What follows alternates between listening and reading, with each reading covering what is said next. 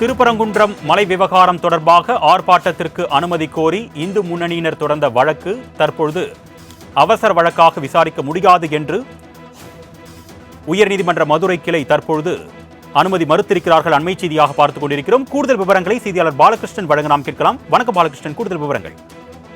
வணக்கம் அருணேஷ்.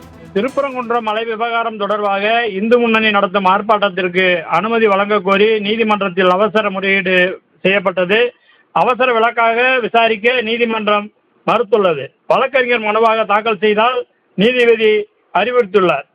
திருப்பரங்குன்றம் மலை விவகாரம் தொடர்பாக இருதரப்பினரிடையே பிரச்சனை நிலவி வருகிறது. இந்நிலையில் இந்து முன்னணி அமைப்பின் சார்பில் இந்து அமைப்பினர் மற்றும் ஆதரவு அமைப்பினர் திருப்பரங்குன்றம் கோவில் முன்பு நாளை ஆர்ப்பாட்டத்தில் ஈடுபட்டுள்ளதாக அறிவித்துள்ளனர். இதையடுத்து இந்து முன்னணி ஆர்ப்பாட்டத்திற்கு காவல்துறையினர் அனுமதி மறுத்துள்ளனர்.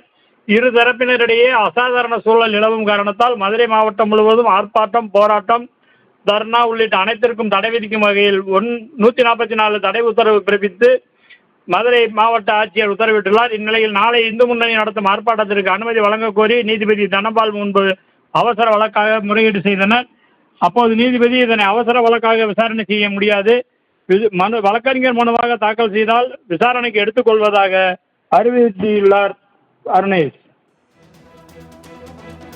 விவரங்களுக்கு நன்றி பாலகிருஷ்ணன்.